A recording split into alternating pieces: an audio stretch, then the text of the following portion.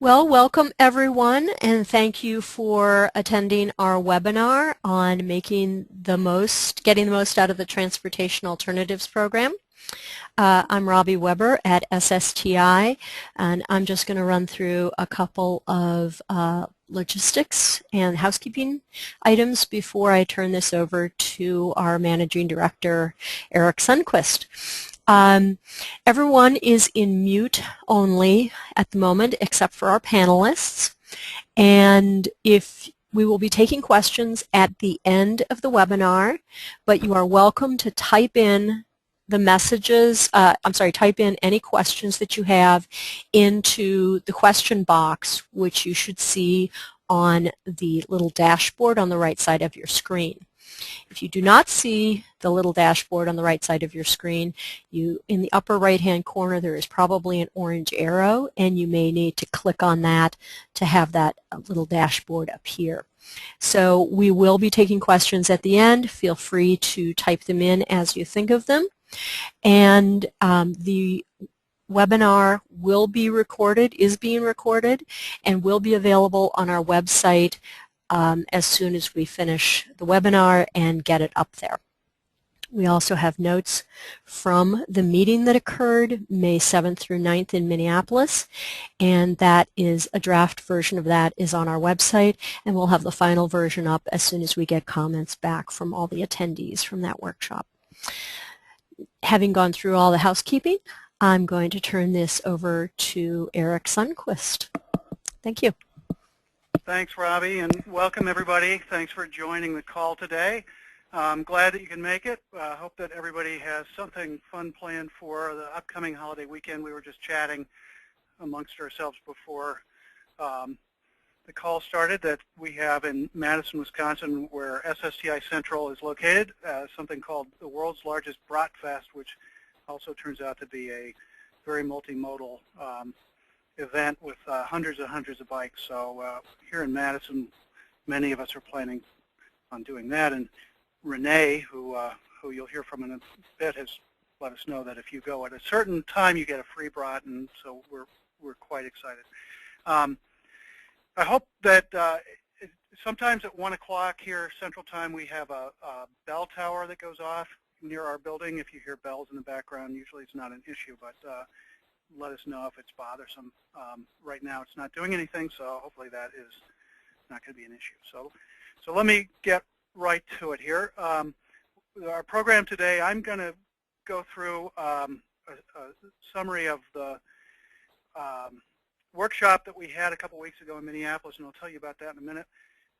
We also have Will Torr, who is got a background with the Denver area MPO, and is now working with a nonprofit that works on energy efficiency, but he's the transportation policy director for, and they cover much of the West, and I'll let him tell you a little bit more about that when we get him, but he attended our workshop, and so he can fill in some gaps that I may miss or maybe elaborate on some things, and he had a couple of points that he brought to the floor when we were in Minneapolis that that may be of interest here. So, and secondly, we have Renee Callaway, who has a background both at the Wisconsin DOT, where she ran Safe Routes to School, and she's now at the Madison area MPO, where she is called the Rideshare Etc. Coordinator. And she can explain her duties and introduce herself a little bit more, but also was a valuable participant in our meeting in Minneapolis. So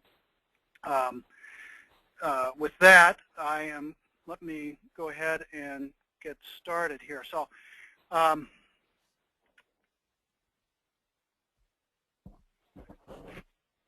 for those who have not joined us before, we're glad to have you. And for just as a reminder to those who already have, SSTI is a network of, first and foremost, state DOT executives. So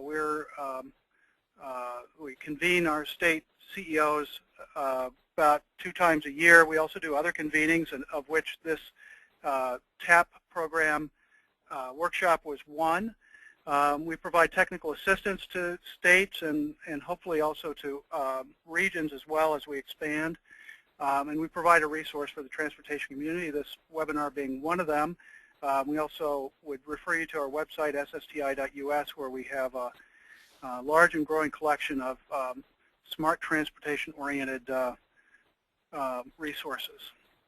We are headquartered here at the University of Wisconsin, but you can see the states that are involved in our network here on this map. The workshop was May 7th and 9th through 9th in Minneapolis. You can see that the participation was pretty widespread in terms of geography. We had states and MPOs represented. The goal of it was to, as the title implies, getting the most out of the Transportation Alternatives Program. Here, Map 21 has come along. It upset the apple cart in terms of what we've come to expect from Safety Lou and previous bills. Talk about that in just a second. Provides a whole list of implementation challenges and opportunities to states and MPOs. And everyone is sort of wrestling with that to some degree. Some issues we thought would be really contentious turned out not to be, and other issues that we didn't necessarily anticipate were troublesome turned out to be that. So it was a great conversation. We had a co-facilitator, Jennifer Toole, of Toole Designs, who a firm that has done lots of work in the bike ped space, including the AASHTO Bike Guide. And I need to give a shout out to the nonprofit in Minneapolis, Transportation for Livable Communities. They took us on a really great tour of some of the facilities that the Twin Cities have to offer. So as you know, let's get into some of the differences between Map 21 and TAP. I'm not going to go into great detail on this, but just so that everybody is aware, probably mostly aware of this, but infrastructure and education programs have been put together. There's less money coming, about a third less money overall. We now have many states had competition for projects under enhancements, but now everyone is supposed to do that. As a result, some of the project sponsorship and eligible entities have been changed so that you don't have the MPO or the state, which is doing the competition, also bidding on the right to own those projects. You used to be able to do adult safety education with enhancements money, but now the new version of Safe Routes to School still allows for safety education, but only up through 8th grade. So you need, if you want to continue those programs, you need to find a new way to do that, not just under TAP. And because enhancements had come in under a cloud, probably rightly, for the wide variety of things that you could spend money on, that got narrowed, so you don't have the welcome centers and museums so much anymore. Oh, sorry about that. Yeah, that's a duplicate. So into the responses for issues that were raised at the meeting and some of the strategies that were suggested. And these went beyond just TAP per se, into bicycle, pedestrian, mobility and access issues, and all the issues related to the TAP program. So when I talk about getting the most out of TAP, most of this is specifically related to that, but it also brings in related elements. Funding in SDP, for example, that might be brought to bear on similar projects, or locally driven things that can be done in concert. So it's not just TAP, and I think that's important to say. And secondly, as I go through this, Robbie mentioned the proceedings that are up on the web are a draft, and so we'd love to have any comments that you have, not just questions, because I don't think we've solved all the problems in our two-day workshop. But maybe we've solved a lot of them, or at least made some headway, but we'd love to have your comments as well as questions. So probably the issue that got the most interest, and it surprised me a little because I thought it was going to be how to sub-allocate and how to jointly run this program between the state and MPOs and that kind of thing. Mostly that stuff was kind of worked out. There wasn't as much issue with that as I thought, and the one that we were ready to talk about but thought it might be a lower tier issue but turned out to be the highest one is performance measures and data, data-driven decision-making basically. There is a large demand, unmet demand for establishing better performance measures in this field. And by performance measures, I don't mean just something you can measure. I mean something that you can measure, that you can establish a target and then manage to. So there are some versions of this going on, but I don't think anybody at the table felt like their agency was doing this well or even at all in some cases. So we've committed to doing work in this area and helping first to scan to see what's out there and what the state of the art is, and then to try to push the envelope and actually produce some version of performance measures that people can consider. So if you have thoughts about that, or if you want to be in the loop about that, please contact us either through this webinar or just by email or some way later on. So we're going to be taking that up as a fallout from this meeting.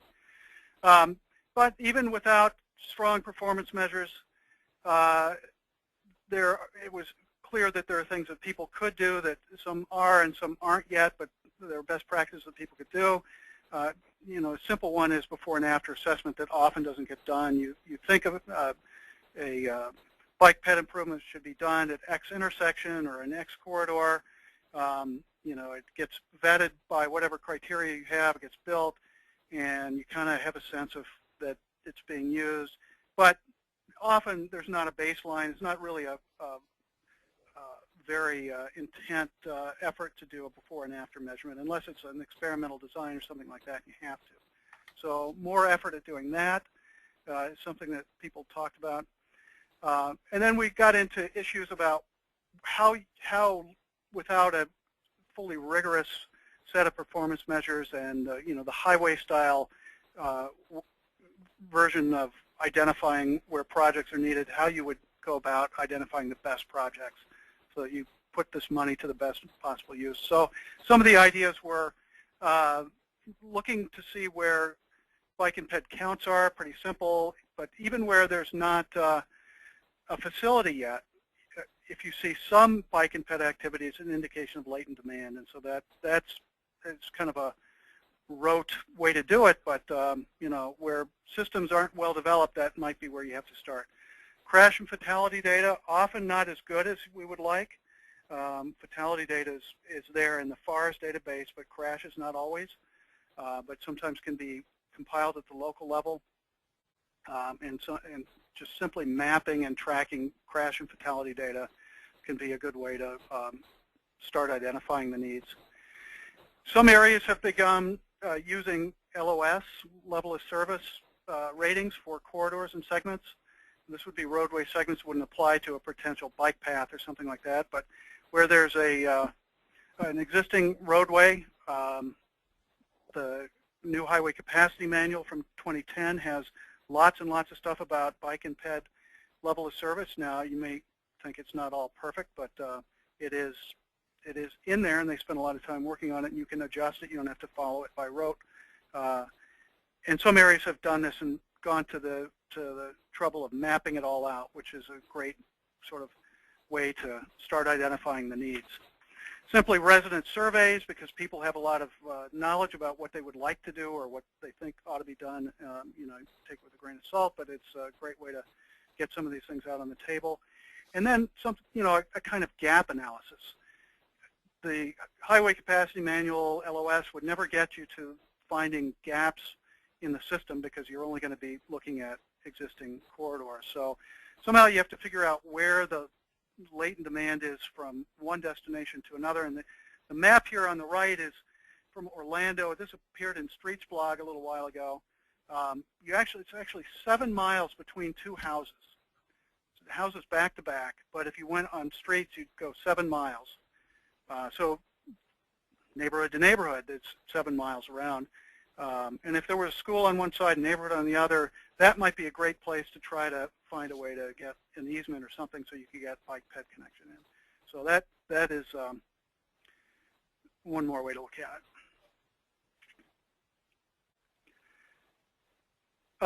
So moving on, project selection, some of what I just described implicated project selection, but in just drilling down into this specifically, people at the table, I think, were of a mind that we should try to serve a transportation need wherever possible. And that may sound obvious, but I think most people, not everybody sees bike and ped facilities that way.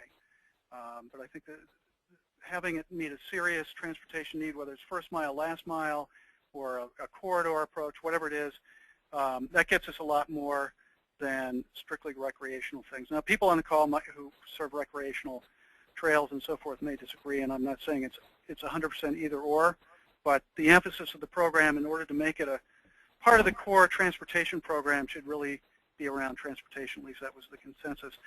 A caveat to that is that in many places, in Minneapolis, the MPO spokesman said that some of the recreational stuff that went in early, before the network was really fully fledged, demonstrated the demand and helped become a building block for a transportation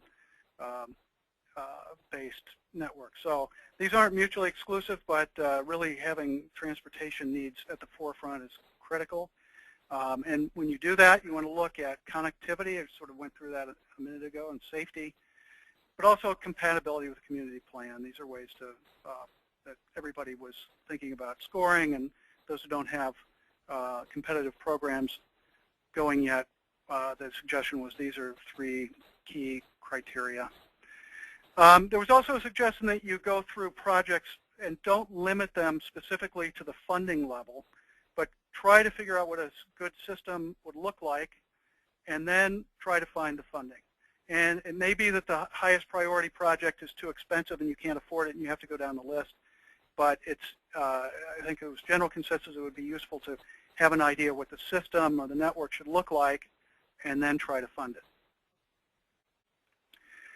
Some discussion around scenario planning, which is embraced in MAP 21, and it's, we think at SSTI a very helpful addition to the toolbox here, particularly at the metro level. As you know, for years and years we've been sort of yoked to the 4-step travel demand model, which you fed in land use and it spit out which highway you should widen first. There's lots that gets left out in that. Conceptually, with scenario planning, you can vary the land use a lot better to see what you get, as well as varying the highway or transportation facilities. So the ability to do scenario planning is great and should be helpful for us in doing bike ped planning, particularly when your 4-step model resides at the TAS level, the Transportation Analysis Zone, is not granular enough to deal with bike ped, which is usually at the smaller level than a TAS. And I want to just tout one thing that we've done with the Delaware DOT. It's this thing that's kind of inelegantly named LUTSAM, following in a tradition of a time-honored tradition of transportation acronyms being somewhat awkward. At any rate, it's a very cool thing. It's kind of like a Sim City for planners. It allows you pretty easily to vary land use scenarios and transportation scenarios at once. So you could do somebody wants to do a major residential development, and you do it with cul-de-sacs and big lots and no neighborhood serving retail, and then you alter it to do better connectivity and sidewalks and mixed use, and you can see the transportation and emissions impacts, and it's something that Delaware is using quite widely now, and it's now Kansas City is using it, and I think we're going to also commit to trying to do something later in this year to promote and push this out. So if you're interested in that, stick with us, and we should have something coming up in the next 6 months. I mentioned that the sub-allocation issue was pretty well worked out, or surprisingly worked out. That said, there were some differences in how states were handling it, and where I went in with the opinion that states ought to make the share that they retain eligible for projects in metro areas that already have a sub-allocation. I was somewhat convinced that maybe they shouldn't, given the conditions, depending on what the, what's going on in the state. So the reason why I thought that to begin with is that most of the need for bicycle and pedestrian facilities and education programs are in the major metro areas. However, it was pointed out by the states that aren't doing that there are lots of worthy projects. There are more projects than we can serve with the funding usually, so it's not hard to find good ones all over the place, and a small town project might be very, very good as well in its own way. But also there's this issue of geopolitical balance. One of the DOT reps coined this term, which we kept using over and over, which is that you got to keep everybody happy in order to support the program. So if the program is maybe in danger of being undercut or money being diverted to some other use, and you want to support TAP or whatever you call your program, then you might want to make sure that the non-metro areas get served. So I came away less sort of agnostic about this point. I guess in the best of all possible worlds, you would serve the best project you can, and those would tend to be in the metro areas, but there are other considerations. So I alluded to repurposing dollars, and that went to a discussion about finding funding for bicycle and pedestrian programs over and above TAP, or finding the match for TAP, and also what about at the other end if your state decides to repurpose some of it. So on the first point,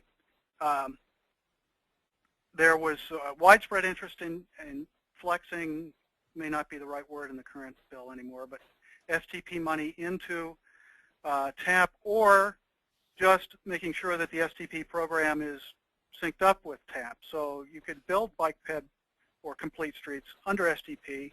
As long as you're doing that and the two programs are not siloed, then maybe keep it in STP and just work together, and it's, the rising tide lifts all boats. CMAQ has always been a source for this sort of thing. I think it's even more amenable now because of some of the restrictions on building lane miles with CMAQ that it didn't used to be in the bill. And HSIP, the Highway Safety Improvement Program, lots of discussion around this one.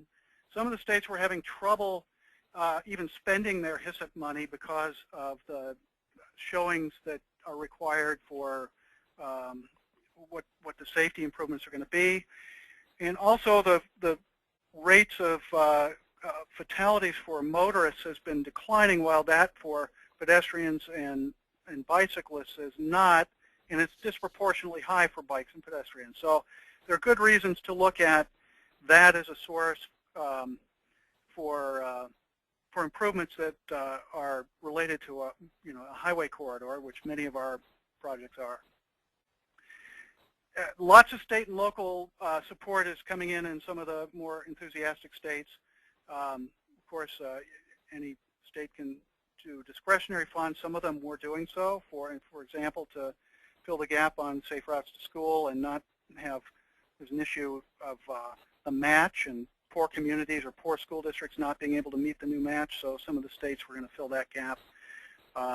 Technical assistance in Tennessee, the secretary is a former mayor and is very interested in reaching out to local communities, started a whole new division in Tennessee DOT to do that, so they may not have money for projects in that, but they can help get some of the groundwork started on a project to get so that it can even get into the competition. Will might be able to talk a little bit more about this because he's got a great project in the Denver area, but toll revenues in certain cases in corridors are being used for bicycle and pedestrian, even TDM, and of course general transportation funds and I'm sorry, the distinction between discretionary and general and transportation, I got that wrong. There are some states that are either considering, Washington State being one, or have already done it, Pennsylvania being one, having sort of mini statewide tiger programs. That the money isn't huge, but for bike ped projects that may not need a huge amount, it's been a godsend. They're also multimodal, so they fund highway or even potentially aviation, other modes. But this is sort of a statewide tiger program that refers to. Then switching to the diversion, so-called, of TAP funds. As you know, the state can move their share out. One of our states was doing that, and we sort of, or at least I sort of held my breath, thinking, oh, this isn't really what we're shooting for in this meeting. But again, they were putting it into STP with the goal of bulking up a complete streets program. So to them, they were getting more bang for the buck by combining the two funds and doing this under STP. And some of the STP has obviously got less strings attached in terms of what you can build and not build. So, personally, I don't know if I would go to my state DOT and advocate for that approach, but I think since there are a lot of advocates on this call, I guess what I came away from was, if you hear that your state is thinking about it, ask what the goal is and what boundaries they're putting on that so-called diversion, and it might not be as horrible as it sounds. And so I think in the case of this DOT, they actually were on the side of the angels in terms of their goals, and let's hope they are able to achieve them. Safe Routes to School, as you know, has been folded in with infrastructure programs, so now you have some difficulty at the state level in terms of deciding whether to fund education versus hard infrastructure, since there aren't any firm rules about how much should go to one, how much to the other. I mentioned already that there's a match requirement now that, particularly in low-income areas or areas that don't have a very motivated base of support for these sorts of programs to meet, and the new restriction on doing adult safety. So all these are making the SRTS folks kind of nervous. There was still strong support amongst our participants for keeping something like SRTS going, even though I don't think it's called that anymore under the bill. In at least one state, they're setting aside a portion for SRTS, so that there'll still be a carve-out for SRTS, and it won't have to compete apples to oranges, education to bike path. As I mentioned before, at least one state is matching that 20%. And then again, HSIP, that's something that could be tapped for these programs. And I don't think anybody had at the table, and Robbie or Mary or others who were there can correct me, but I think anybody had actually done this, but there were several pursuing it. So I think that's one to watch. Finally, communication. We talked a little bit about how to maintain support for bicycle and pedestrian mobility and access. Enhancements was kind of a bad term to use for these things, even though, it was set up with the best of intentions. It made it sound like sort of an extra frou-frou add-on to the program. Alternatives doesn't sound all that much better, we didn't think. It sounded like something that you could or couldn't do. One of our participants said it should be called Transportation Essentials, but it is what it is right now. So how do you cope with it?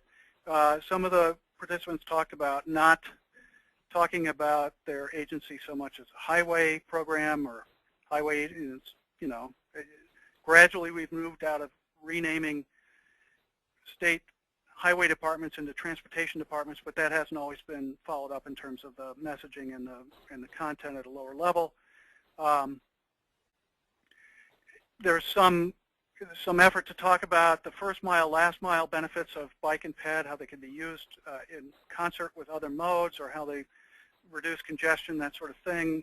It's probably, for most people on this call, pretty familiar ground, but to the general public tends to be not a value add to the system, but you're you're taking something away from my roads by building bike stuff. So we need some more education. It may not ever get out to every person in the public, but at least to decision makers on how bike ped can really fine-tune the system.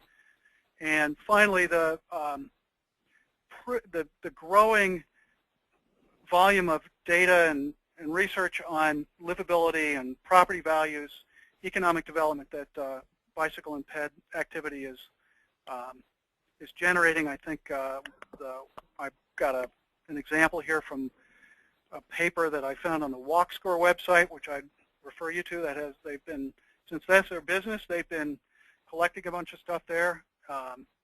It may be really familiar to people on this call again, but most people in the public and in decision-making realms may not know that bike ped stuff really actually adds a lot of value.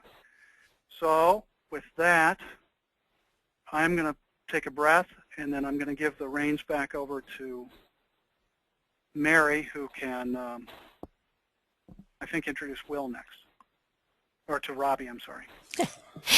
Yeah, Will Tour did have some slides that he wanted to go through, and Mary Eppeling, who is our other SSTI staff person on the call and was also at the meeting, is going to go ahead and just change the slides for Will.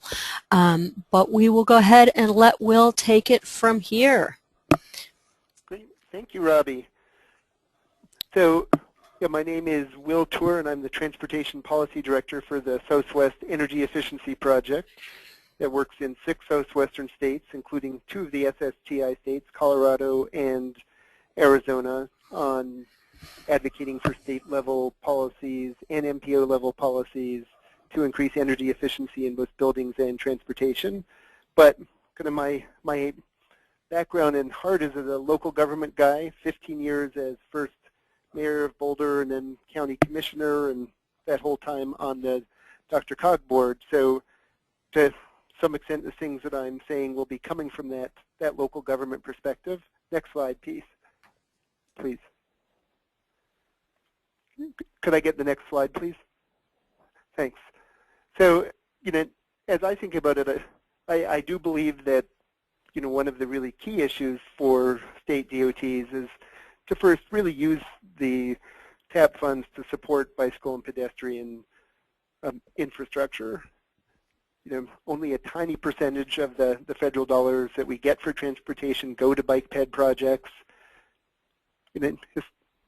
I am concerned about the specter of transferring portions of the TAP fund to other uses. While there may be times that something like combining it with SDP Metro for complete streets projects makes sense, in general, I think that approach would be worrisome and would really open up the potential that the dollars would be used for other uses. And given that there's so little funding for bike ped projects, could have a pretty significant impact on bike ped while being kind of a drop in the bucket on road projects. And we certainly do have the history of some state DOTs selectively under-obligating enhancements to effectively shift dollars. Next, please. My sense is that it does make sense to allow those TMA, MPO regions that are getting some of the funds directly sub-allocated to them to also be able to get funds from the other 50% of the TAP funds, and that in general to actually allow the MPOs to make the decisions on how those dollars will be allocated. Bike ped projects are most important to serve those short trips, make communities more livable, make transit work through the first and final mile connections. And all of that, I think, requires a really detailed understanding of local needs. And in general, local governments and MPOs are going to be best suited to understand those needs. I think it's more difficult for an agency whose focus is statewide to really be able to be in the best position for making those decisions. Next, please. When it comes to that project selection, I think it certainly is important to have a transparent, logical approach to evaluating the projects that will be selected. But I also think that we can use a certain amount of sort of rules of thumb and common sense in how we do that allocation. I have certainly seen agencies get hung up on trying to really precisely predict how many people will use a particular trail or piece of bicycle ped infrastructure, what the percentage switch from single occupant vehicles is going to be, what the total average trip length is going to be. And despite the tools that we have, I think that there's a fair amount of guessing that goes into that. We need to make reasonable estimates, but I think should be focusing on projects that, based upon the surrounding network, the transit network, and the land use, are likely to be used by significant numbers of people for true transportation purposes, and that are kind of obvious links for linking people to transit and to employment. I also think that it makes sense to at least consider linking project selection to supportive land use decisions by the local governments where the projects would be located. Next, please. I think it makes sense to look at a wide variety of projects, again, especially key missing links in the system and access to transit facilities. Next, please. And then, one of the issues that I think can be problematic is how you can integrate the TAP funds with other funding streams in order to really do complete street projects. This particular picture is of a project that I worked on in Boulder, where we were combining transit improvements, bicycle pedestrian infrastructure, and street reconstruction, and really face the challenge of having to use funds from multiple agencies, from SDP Metro, from TAP, from CMAQ, and having all of the funds be siloed. Next, please. So the question of how you get around those siloed funding streams for those projects that don't neatly fit into TAP, CMAQ, or Metro, and would really encourage agencies to think about how they can step somewhat outside of those silos and make decisions on funding multimodal improvements that really make sense for the transportation system, as opposed to focusing on just one mode at a time. The other issue that I brought up that there was some interest on at the meeting was this question of how we can use toll revenues. Next, please. One of the things that I think we're seeing in many of our states is that much new road construction is switching over to tolled express lanes or high occupancy toll lanes. And there's some real questions out there about how we are going to use that tolling. Is it just there to finance new road construction? Are we going to focus on using it to manage congestion over the long term? Or can we also use it to finance transit, bicycle, pedestrian, and TDM programs? And in general, I think there's going to be the greatest benefit if we really focus on those second and third items, not just on the financing of the new construction. Next, please. There's not a great deal of history out there on this yet, but I think that there are some interesting opportunities.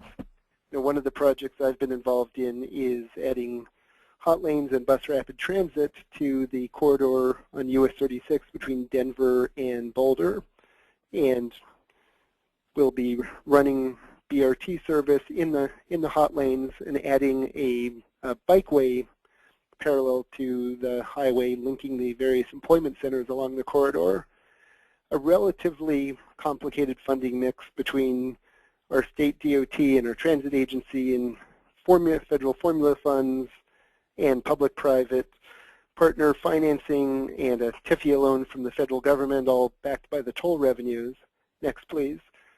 But I think the most interesting piece to it is an agreement that has been reached between the local communities and the state DOT, in which the DOT has agreed that there will be a joint decision-making process on how toll revenues will be invested over time, and that a significant portion will be invested in the bus rapid transit service and in transportation demand management, including, it can be used for transit operations and transit vehicles, for things like transit pass subsidies, and for first and final mile programs that could include those bicycle and pedestrian enhancements around the transit stops. And it's a pretty nascent model, but one that I think is worth exploring and potentially useful in multiple states. And with that, I will pass it back to Robbie. Thank you, Will. And for anyone who is interested in more information on how Colorado is working on the tolling and using this for other purposes, Will is going to be doing a full webinar on this subject, I believe, at the end of July. So keep tuned. If you're interested in that. We were very interested in that and the availability of that option for other states. I'm going to give Renee Callaway an opportunity to give her thoughts on the meeting and any lessons learned or takeaways. I don't believe she had any slides, but she's going to give us her thoughts. Renee now works at the Madison area MPO. And previously, she was the Safe Routes to School coordinator for the state of Wisconsin, so she has lots of experience in this area. All right. Renee. All right, thanks, Robbie. So I don't have any slides, but my job here is just to talk for a few minutes to lead us into the question part of the webinar. And I think the question part is very important because even though we might not be able to answer every question that comes up today, it'll help SSTI with developing the resources and just seeing what kinds of things are out there. And I always enjoy making sure that Robbie and Mary, who I've known a long time, have plenty of work over there. So really, I think the interesting thing about this meeting that we had that led to this webinar, and the meeting was called Making the Most of the Transportation Alternatives Program, but I think something that came up throughout the 2 days was about the need for creative use of the funds that are available. So we talked a great deal about if you want to make your community, your region, your state friendly for bikes and pedestrians and have a high quality of life, that the TAP program alone isn't going to do that. And people talked a lot about how you can use STP funds, CMAQ, HISAP, those kinds of federal funds, toll fees like what Will was talking about. States were finding state funds to put in, maybe to make a match or create, a whole new multimodal program where you could apply for transit projects, bike projects, ped projects. It talked about local communities. Here in Madison, we have some funds dedicated. And even one of our suburban communities has, some money for Safe Routes to School for things like signs and marking, not big projects, but little projects that still make a difference. And how can you bring all those things together to really do the projects that you need to do?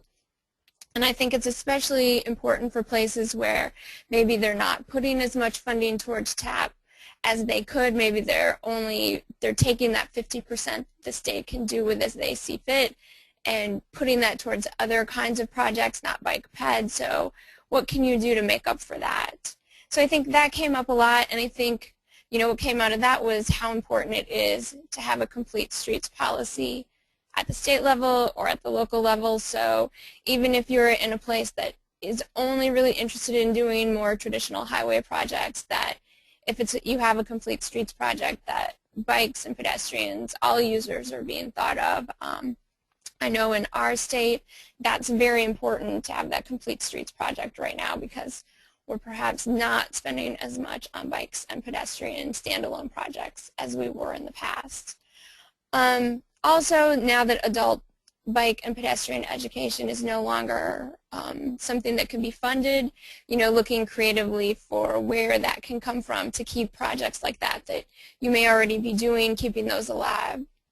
So I think that just that creative use of what funds you can find out there was just a really big part of what we came out of this meeting and what people were talking about. And then also with the new TAP program, some sponsors are no longer eligible, so state agencies, MPOs, or nonprofits can no longer be eligible applicants under the TAP program. A lot of them, particularly in the Safe Routes to School world, have been involved with projects long term, so how do you keep those projects going? So in Wisconsin, for instance, our statewide bike and pedestrian education program is the two sponsors are the state DOT and a nonprofit. So, you know, looking for creative ways to keep that going, even though under TAP they won't be able to apply for those funds anymore. And I think then, you know, because I come from a Safe Routes to School background, having been with that program for 6 years at our DOT, you know, it was very interesting to talk about how do you still keep those projects going, even though now with TAP it may be harder for them to get funded depending on how states and MPOs set up their criteria. It may favor, you know, bigger, more regionally significant projects, and school-based projects may fall by the wayside because they're not as competitive. So, you know, a lot of states are doing different things, finding other money to set aside, targeting a certain amount of funds to go towards Safe Routes to School, or developing some different criteria to make sure that Safe Routes to School can still compete and still stays alive, because there are so many schools and communities that have become invested and are really looking to make a change and trying to keep that alive. And then I think one of the other things that for me stood out was, you know, we talked a lot about criteria but also about metrics, and, you know, both evaluating the performance of your projects after they're built and then using what you learn to set up good criteria. And I think for me, one thing that came out was, you know, how challenging that can be for some sponsors to do that work, to do the quantifying. We're here at our MPO working on the bicycle level of service and getting together all the data and entering it and doing the analysis can be, for some sponsors, particular smaller communities where they maybe don't have as easy access to the data, or they don't have the staff. Asking that of them can be difficult. So thinking about how an MPO or a state DOT can provide some assistance in that area to make it easier for sponsors. Also, you know, I know being at our DOT and overseeing selection process, with Safe Routes to School, we always required pre and post surveys of the people who were applying. And now that there isn't a Safe Routes to School program, you know, will people still be asking that of sponsors and of those kinds of projects? Will you still ask them to do pre and post surveying, or will that fall by the wayside now that it's all under one TAP program? And, you know, I know with our DOT, with transportation enhancements, we didn't require anything like that. You know, we required that a project got completed following the appropriate federal rules, but we did not have a survey requirement or data collection afterwards, the same way that we did with Safe Routes to School. So how to sort of take what we're learning about metrics and making sure that we're doing good follow-up so that we can justify these standalone bike and pedestrian projects so that they can continue to be funded. So I guess for me, those are the things that came out of it, and we are down to the point where we need to go back to Robbie and do questions. Well, thank you very much, Renee, and I'm going to unmute all of our panelists, so if you're listening to loud music in the background, turn it off. I'm just teasing. And we do have some questions. I do want to remind everyone that if you have questions for the panelists, you can type it into the question box on the right side of your screen. You may need to click on the little orange tab if you don't see the question box. And let me just go through here. I believe one person did ask, Eric at the very beginning talked about TMAs, the TMA competition for TAP projects. And she asked if you're referring to projects located in the TMA rather than an MPO-sponsored project, because MPOs aren't eligible for the TAP as TAP project sponsors. And I'm just going to make sure that I was right, that Eric was talking about TMAs competing for the state funding, or projects within their region competing for the state funding. Is that what you meant?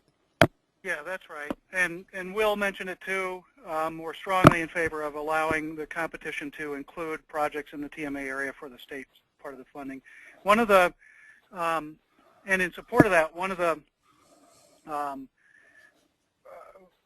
participants brought up a case where there were some communities at the far edge of a metro area that were almost certainly not going to get TMA sub-allocated money, but that might compete well for the bigger pot.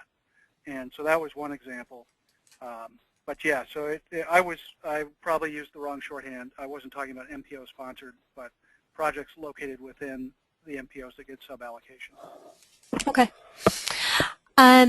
And we do have someone who just sort of, it's not a question, but more that in their state, and I believe in North Carolina, this is where this person is speaking of, that there's really a passion now for safe routes to school, and they're spending down some of the old money. I don't think we actually mentioned this, but some states do still have funding left over from the previous federal funding cycle, where Safe Routes to School had slightly more liberal options for education, and also some different requirements, and so some of that money is still being spent to fund Safe Routes to School programs. So we did hear that from several different states.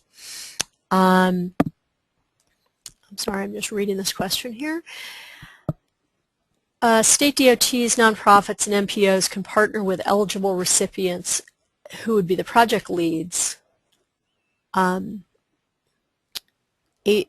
NHPP funds, which I'm blanking out on what that is, can be used for bike ped infrastructure projects. This could come into play for principal arterials that are on the enhanced national highway system, which is most, if not all of them. We also did mention that quite a few segments of arterials are now being reclassified as part of the national highway system. Sometimes that's a good thing, sometimes that's not a good thing, but it was one of the subjects that came up. I don't know if anybody wants to comment on that. Well, if you want to explain why it's not a good thing, or I could do that. Why don't you go ahead, Eric? Yeah. So, I mean, why it might not be a good thing. In fact, at least one or two states were thinking of reclassifying their principal arterials and downgrading them so that they would not be part of the national highway system. And this has come up here in the Madison area. Some local facilities where there was consideration for narrowing the lanes in order to provide space for bike lanes or traffic calming or something like that become a lot more difficult when you're in the NHS. So for that reason, there was some move to actually take it out. But the comment is right. So if it's in the NHS, you do have these other pots of funding. So that is something to consider. Yeah, the NHPP, National Highway Performance Program, replaced the National Highway System Funding Program. And I did get a message from our multimodal person at Wisconsin DOT, who said if anyone had a question about using HSIP funding for anything that was not eligible for the TAP program, Wisconsin DOT is doing that. They are funding some statewide bike pedestrian education efforts with the HSIP funding. And under the new TAP program, those education efforts for TAP funding can only go to grades K through 8. And so some of these other programs can fund adult or older school children education. So it looks like Wisconsin DOT is doing that, which is great.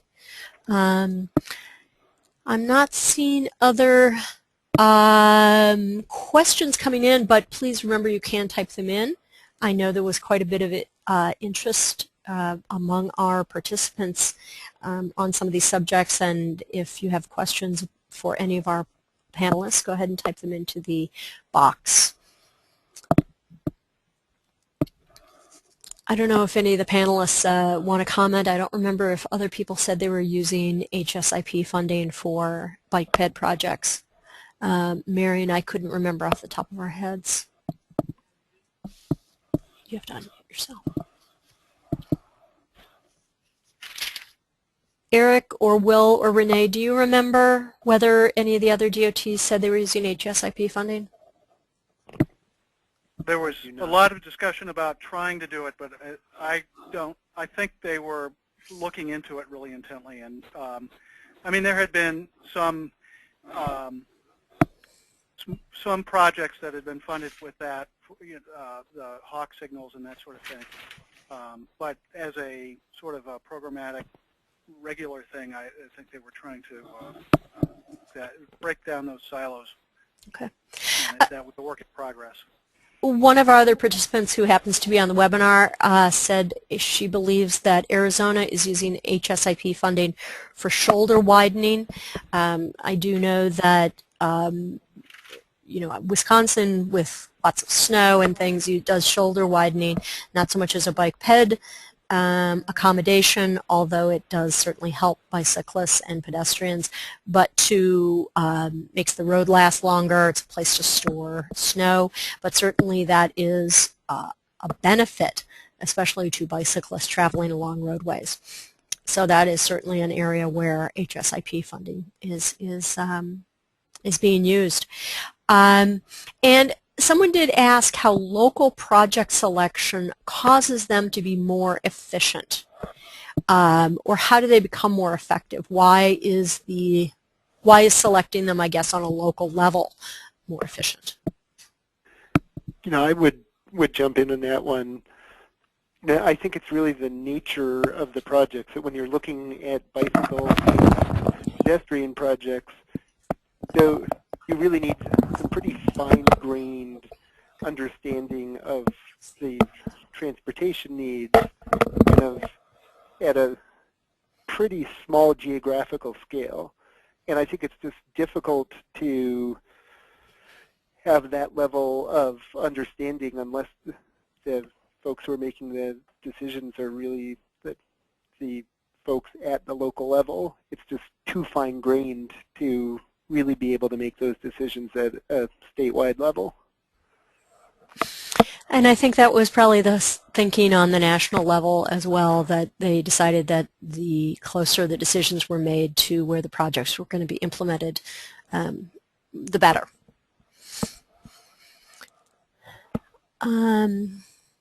Okay, do we have anything else, any other questions coming in? We've got a couple more minutes.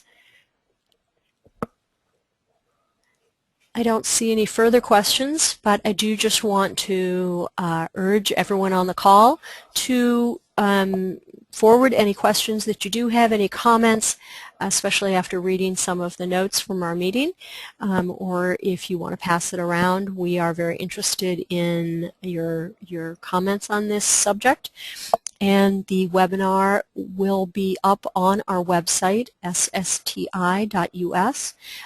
within probably about an hour or so. And we do have the draft notes from the meeting also already up there. And I don't know if anyone else has any final comments. Well, thank you very much to all of our panelists and all of the attendees at this meeting. I think it was very interesting and very useful for everyone, and we hope to continue the conversation.